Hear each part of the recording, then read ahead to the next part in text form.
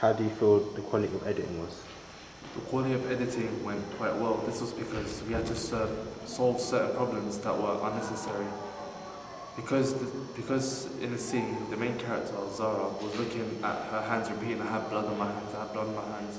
At first, we used a blur vision. However, our teacher had a look at the blurred vision and she said that blurs does not match with flashback, so we had to change the blur vision into a clearer vision so that it makes sense to the audience and the audience will be able to view the blood in the hands, which connotates danger. How do you think the quality of sound was? The quality of sound in our final film improved more because in our preliminary task, other people were talking in the background, so it was hard for us to film. So in our final film, we were able to film a scene where the psychiatrist was communicating with the client so that we can understand where their situations are coming from. Because in our preliminary task, when we had the two interviews between a guy and a girl, it was hard for the audience to hear because of the background noises, and the camera shots weren't also good. And the camera also made funny noises, which was hard to keep it at a higher, to turn up the volume. How did you feel the position and movement was then compared? The positioning of our characters worked quite well.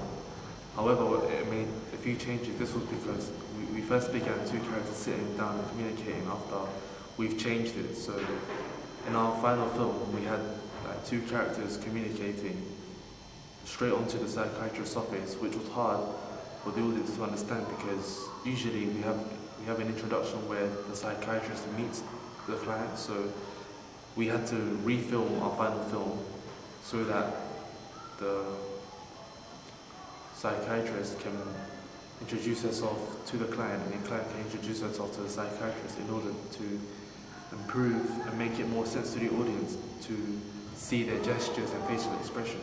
How do you feel the quality of group planning, meeting targets and organisation was? I thought that our group was meeting their targets by planning and organising who should do the work that they're capable of. For example, the organisers planned out who should do the storyboard and scripting for our film. I've also learned better teamwork for our final film. This was because our group, the event organiser Zara, was motivated, so she planned out what equipment were needed for our film and she created a timetable, and we also gave up our lunch break and after school getting our editing and filming done. So I thought that I've learned a lot from our final film than my preliminary tasks, because preliminary tasks still weren't enough. And any other points to your reservation, such as equipment relative? There were many types of equipment available in our final film than our preliminary tasks.